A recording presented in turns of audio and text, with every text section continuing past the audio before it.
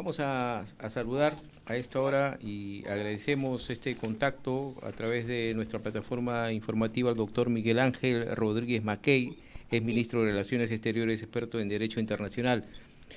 Doctor, muchas gracias por este contacto. Buenas tardes.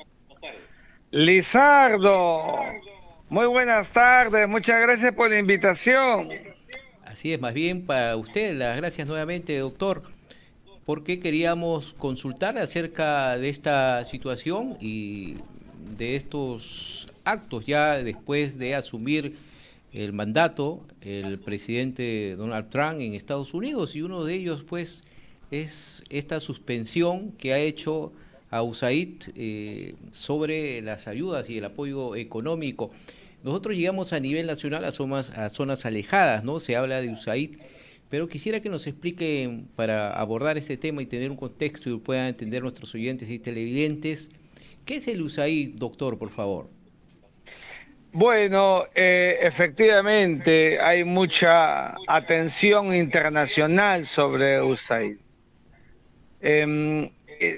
Es la Agencia para el Desarrollo Internacional de los Estados Unidos. En otras palabras, es el plan de Estados Unidos para apoyar a los países que necesitaban diversos tipos de apoyos en espacios de vulnerabilidad. Su creación fue casi con el espíritu del famoso Plan Marshall. Acuérdate conmigo, para la reconstrucción de Europa luego de la Segunda Guerra Mundial. Entonces Estados Unidos, también hay que decirlo así, buscaba en el inicio de la Guerra Fría capitalizar y tener cerca a los países que estaban bajo su marco de influencia, pero sobre todo apoyarlos. Y por supuesto esos países tenían una respuesta, esa reciprocidad de afectividades políticas que son necesarias entre estados. Bueno, el apoyo de USAID ha venido sosteniéndose a través de los años, mucho dinero a diversas partes del mundo, apoyos a Europa que han llegado hasta los 24.000 millones de dólares, ¿ah? Apoyos al África, un poco menos que eso, 15.000 millones, a América Latina, más o menos como 1.700 millones de dólares, y países como el Perú, alrededor de 150 millones de dólares. ¿Te imaginas? Sí, Un montón de dinero. mucho dinero. Entonces, muchísimo dinero por muchos años. Aquí la ayuda llegó en los años 80, cuando arremetió el terrorismo y el narcotráfico. Claro. Entonces, para acabar con esta línea de origen, los apoyos han venido desenvolviéndose ya no solamente para el campo científico, para la lucha contra las drogas y otros espacios en medioambientales, etcétera, sino que para temas culturales se amplió. Y ahí es donde ha venido esta suerte de cuestionamiento por parte de la nueva administración de Claro. Donald Trump. Por eso yo digo que no se trate de una escobita nueva que barre bien. No, aquí está premeditado, y seguramente lo que vamos a ver, más allá de que se ha hecho 90 días, es liquidar en una inmensa mayoría los flujos de Estados Unidos hacia países como el Perú. Pero yo no veo que eso vaya a cancelarse totalmente por un tema estratégico. Si Estados Unidos de América elimina USAID, lo cancela para siempre, ya vas a ver todos los chinos metidos en un plan parecido. Están detrás no ya, sería ¿no? inteligente. Están detrás acá los chinos en muchas inversiones y tiene razón, ¿no? No, ellos estarán a la expectativa viendo esta oportunidad, quizás de este apoyo económico. Ahora, doctor, entonces, esta cantidad de dinero de ayuda por parte del gobierno de Estados Unidos mediante USAID, ¿cree usted que no ha sido bien controlada en diversas partes del mundo, tanto en Latinoamérica como en otros países, que al ingresar Donald Trump al presidente habrá hecho una evaluación de tanto a salidas de dinero sin ninguna respuesta o quizás lo que se puede hacer? En el caso del Perú, por ejemplo, llegó una información de grandes aportes en miles de dólares, por ejemplo, para la producción de dibujos animados en temas de orientación sexual. Pero por supuesto, mira, ve, el realismo político, en algún momento Henry Kissinger decía que Estados Unidos, a toda su visión realista, va a ser visto como un país mezquino o enemigo, pero ese realismo de Estados Unidos con el que está actuando y no se está entendiendo a Donald Trump. Lo que ellos quieren es que el dinero que, como lo han dicho ayer, la vocera de la Casa Blanca, ese dinero por impuestos que ha sido ingresado en los países que han recibido las donaciones, debe producir resultado para Estados Unidos, por supuesto que para los países, pero para Estados Unidos. Entonces, más drogadictos, más generaciones de jóvenes lapidados en Estados Unidos, no hay resultados para Estados Unidos de América, ¿te das cuenta? Entonces, y de otro lado, el sesgo del sistema progresista mundial que ha llegado a las esferas de las Naciones Unidas, por eso sale del Consejo de Derechos Humanos. O sea, para Estados Unidos de Donald Trump no ha servido de nada o de poco o para los objetivos. Claro. Por eso toma estas medidas que son las que en el comienzo de su mandato, para renovar los enfoques. Entonces yo estoy pensando en voz alta contigo, Lizardo, que la inmensa cantidad de dinero que Estados Unidos ha venido destinando a muchos países, ahora la va a querer centralizar, por ejemplo, en lo que acaba de anunciar Donald Trump sobre Gaza, para la reconstrucción de Gaza, pensando en un plan de Marshall del siglo XXI. ¿Te das cuenta? O sea, quiere recanalizar el dinero, no es que quiera recortarlo para nunca más. Repito, no sería inteligente.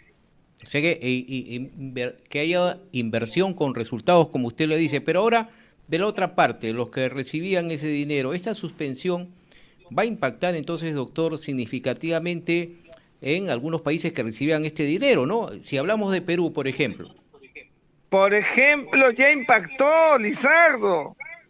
Ahora, las gentes que debieron cobrar el 31 de enero sus ingresos mensuales en dólares, seguramente sabrán que es lo último que han cobrado, porque tendrán que guardar, si no han juntado, guardar lo que tengan este mes para sobrevivir marzo y ver cómo hacen, porque lo que yo no veo es que vaya a hacer después de 90 días una reapertura de cuentas en las mismas condiciones.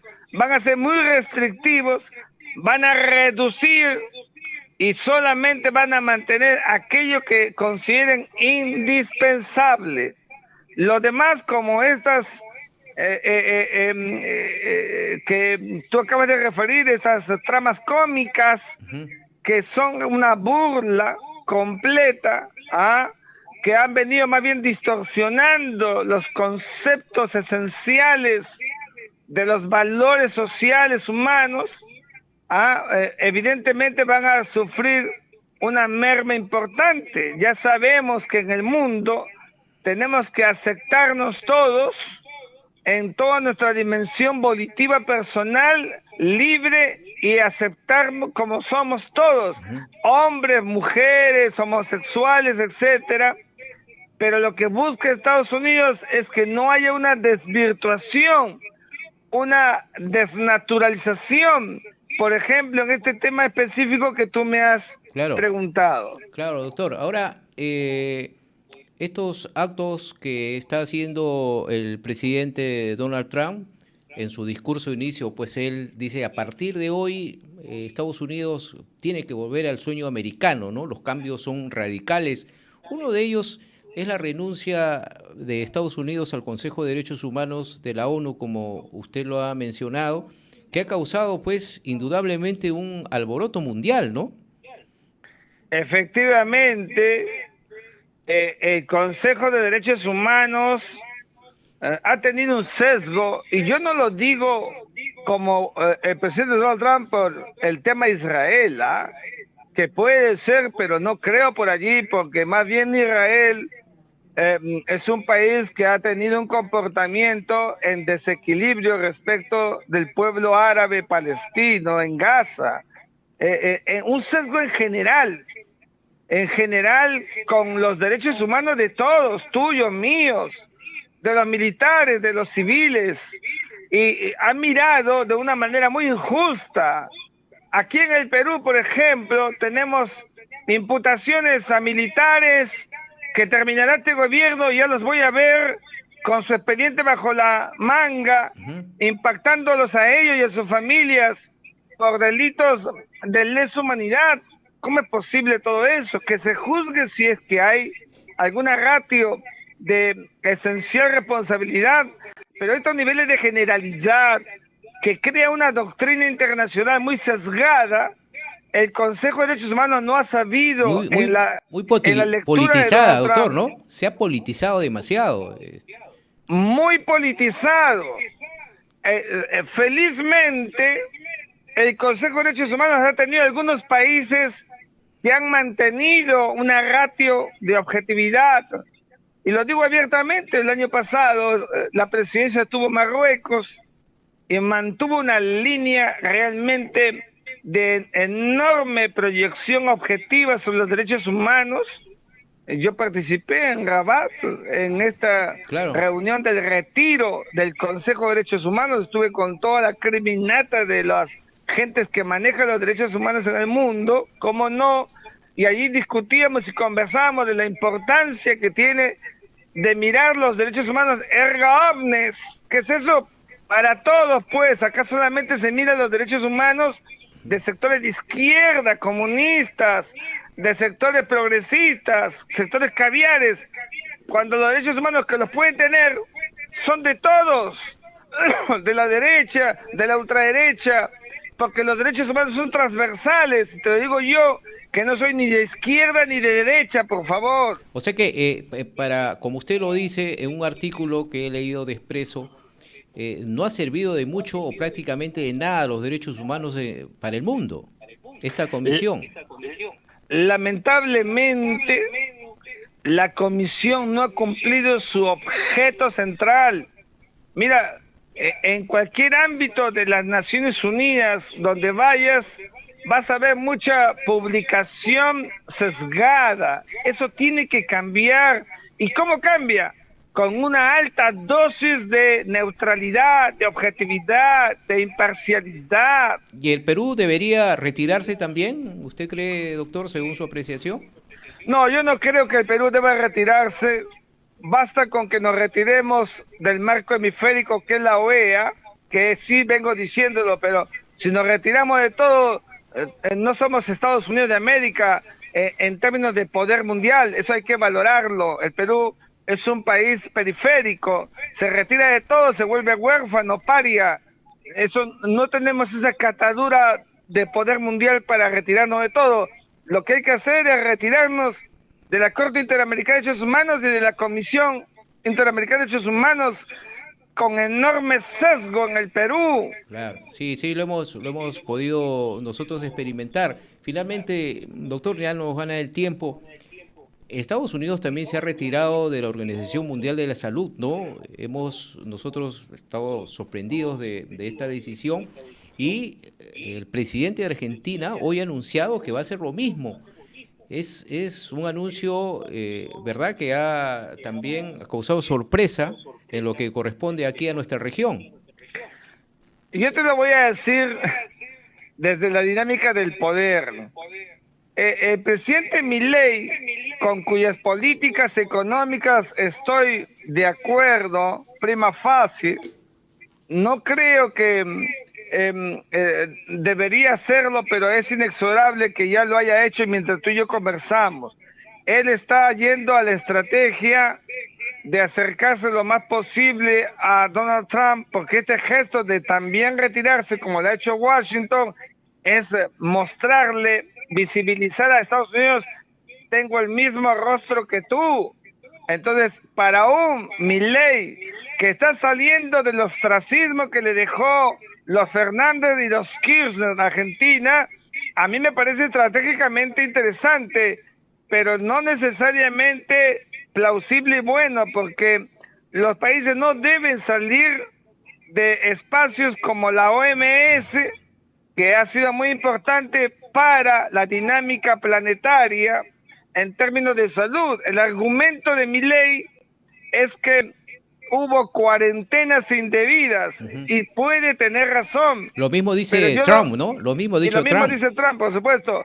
Pero yo miraría con pinzas, porque fíjate, con esto puedo acabar, no es lo mismo que se retire una potencia mundial que un país que está recién queriendo salir de ese ostracismo económico, aun cuando en el caso argentino específicamente han sabido aliarse al hegemón, y eso seguramente significará algunos puntitos a favor que Donald Trump va a considerar para seguir apoyando a Milei, para que siga su gobierno en alza y pueda incluso repetir el plato al final de su primer mandato.